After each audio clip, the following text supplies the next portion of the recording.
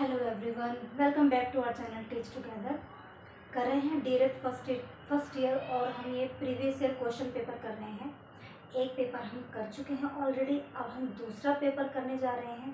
ठीक है, इससे पहले ग्रामर पे भी कुछ हमने वीडियोस वगैरह बनाई थी, तो आप उनको जाकर देख लेना। आपके एग्ज़ाम्स बहुत नज़दीक आ रहे हैं, तो थोड़ा सा अपनी स्पीड को बढ़ा दीजिए, क्योंकि फिर एट अ मोमेंट कोई चमत्कार नहीं होने वाला।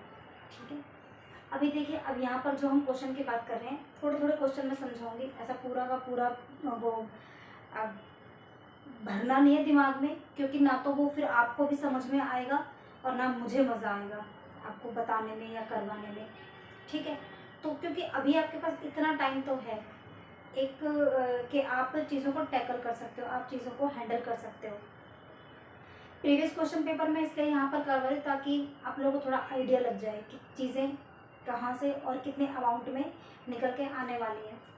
ठीक है, तो अभी यहाँ जो मैं लेके आई हूँ, देखो मैं आपको एक बार और बता देती हूँ। जो आपका जो क्वेश्चन पेपर जो बनेगा आपका, ये 2 मार्क्स के क्वेश्चन रहेंगे। उसके बाद फिर आपके एक बार देख लेती हूँ। हाँ, तो ये मेरे पास आपकी बुक है। 2 मार्क्स के क्वेश्चन आएंगे, देन 5 मार्क्स के, और फिर उसके बाद आपके 8 मार्क्स के क्वेश्चन आएंगे। 2 मार्क्स के आपके लगभग 7 क्वेश्चन आते हैं, और 5 मार्क्स के आपके लगभग 6 क्वेश्चन आते हैं, और 8 मार्क्स के आपके लगभग 2 क्वेश्चन आते हैं। ठीक, तो देखिए यहाँ पर अभी मैंने आपके लिए 3 क्वेश्चन रेडी किए हैं। इनको समझना क्या है।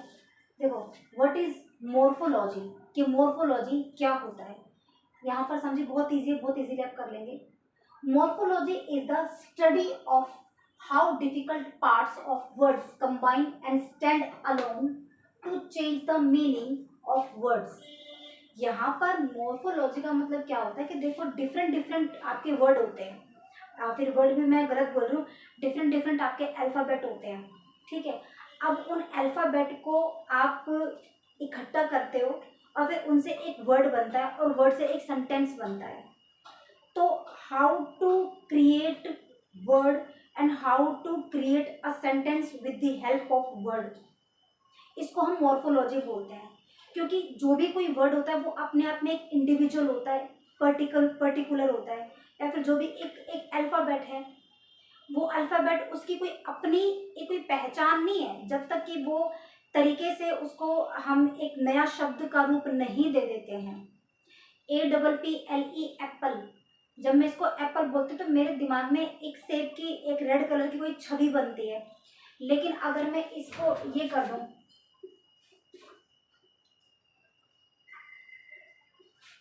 तो ये क्या कोई वर्ड है, क्या कोई कुछ बन रहा है, इसका कोई सेंस है? इसका कोई सेंस नहीं है। तो कैसे वर्ड्स को हमको क्रिएट करना है, कैसे बनाना है, कैसे वो एक सेंटेंस बनेगा, उससे कोई हम क्या बोलते हैं? मॉर्फोलॉजी बोलते हैं। अब इसको समझो, ये क्या बोल रहा है। Morphology is the study of how different part of words के डिफरेंट पार्ट ऑफ वर्ड्स को कैसे कंबाइन करना है and stand alone to change the meaning, और कैसे वो एक अलग अपना एक मीनिंग क्रिएट करता है, कैसे वो अपना एक अलग मीनिंग बना रहा है। जितने भी शब्द हैं, कैसे वो अपने आप में एक इंडिविजुअल, उनकी एक अपनी छवि है, उनकी एक अपनी पहचान है। Alone to change the meaning of word, के कैसे कोई भी वर्ड जो होता है वो कैसे किसी भी सेंटेंस का एक्सप्रेशन चेंज कर सकता है, कैसे एक मूड चेंज कर सकता है। तो उसको हम क्या बोलते हैं? मॉर्फोलॉजी बोलते हैं। अब इसमें 2 चीज़ें होती है मॉर्फोलॉजी में, एक तो होता है प्रेफिक्सेस एंड सफिक्सेस। इसके बारे में हम बाद में कभी बात करेंगे। अभी तो आप इतना ये समझ लो कि मॉर्फोलॉजी में 2 चीज़ें इंपॉर्टेंट होती हैं, एक तो होता है प्रेफिक्सेस, एक होता है सफिक्सेस। ठीक है, अब यहाँ पर ये कंप्लीट हुआ। दूसरा क्वेश्चन देखो क्या है, ये सारे 2-2 मार्क्स के, इसका मतलब कि 6 मार्क्स के क्वेश्चन आज आप कर रहे हैं। यहाँ पे एक्सप्लेन इंपॉर्टेंस ऑफ टीवी आया है, मैंने कोई खुद से नहीं किया, क्वेश्चन पेपर में आया है। तो ये बोल रहा है कि टीवी की क्या इंपॉर्टेंस है। आपका ना पूरा एक चैप्टर है जिसमें आपका social media, internet, TV, electronic जो भी चीज़ें होती हैं, इलेक्ट्रॉनिक मीडिया जो होता है, तो उसके बारे में। तो 2 नंबर का क्वेश्चन आ हुआ है, कैसे लिखेंगे? तो देखो ऐसे लिखना है, TV is an important source of entertainment, कि जो टीवी होता है वो इम्पॉर्टेंट सोर्स होता है किसका? एंटरटेनमेंट का, नॉलेज का, आप नॉलेज भी तो गेन करते हो, एंड रिलैक्सेशन का, कि आप थक थक हार चुके होते हो, तो आप टीवी के पास जाके थोड़ा सा ढेर हो जाते हो और फिर आपको रिलैक्स फील होता है। It help us to connect with national and international news, और ये हमारी मदद करता है किसके साथ कनेक्ट करने में, नेशनल और इंटरनेशनल न्यूज को कनेक्ट करने में ये हमारी हेल्प करता है। ठीक है, उसके बाद क्या है, ये कंप्लीट हुआ।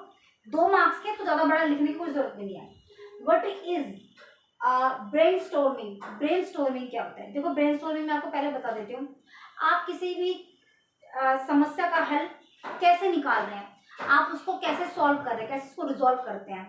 तो ये जो आप जो युक्तियां लगाते हो, ये जो आप जो तरीके अपना रहे हो कि ऐसे नहीं ऐसे करते हैं, या फिर इसको हटाओ, इस चीज को ऐसे करना ज्यादा बेटर होगा, तो ये सब जो खोपड़ी में चलता है ना हम लोगों की, इसको हम बोलते हैं ब्रेनस्टॉर्मिंग। खासकर कोई भी ये रेगुलर होता है, आप अपने डेली लाइफ में भी ये चीज चल रही होती हैं, आप कोई भी क्रिएटिविटी कर रहे हो तो ये खासकर ये चीज चल रही होती है, इसको हम बोलते हैं brainstorming. How to resolve any problem, आप किसी भी समस्या को किस तरीके से समझा रहे हो और वो सॉल्व कर रहे हो, तो वो जो सुलझाने में वो जो उधेड़पुन जो मच रही है ना आपके दिमाग में, उसको हम ब्रेनस्टॉर्मिंग बोलते हैं। ठीक, यहाँ देखो क्या लिखा है, a group of problem solving method, यानी कि किसी भी प्रॉब्लम को सॉल्व करने के जो डिफरेंट डिफरेंट जो तरीके होते हैं, that involve in our mind, जो कि हमारे माइंड में होते हैं।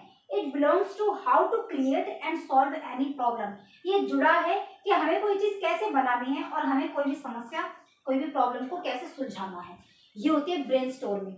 और इसका शिक्षा जगत में एक अध्यापक के लिए, एक शिक्षक के लिए बहुत बड़ा ये रोल प्ले करता है ब्रेनस्टॉर्मिंग का, क्योंकि हर एक शिक्षक चाहते हैं कि उसका जो स्टूडेंट है वो ब्रेनस्टॉर्मिंग करे, कि वो किसी भी समस्या को सुलझाए, अपनी सोच समझ, अपनी सूझबूझ दिखाए। तो ये हमने 3 क्वेश्चन आज किए हैं, अब आगे 3-4 क्वेश्चन और करेंगे, इनको कर लेना। कोई दिक्कत परेशानी समस्या हो तो आप मुझे बता देना कमेंट बॉक्स में। तब thank you and good bye.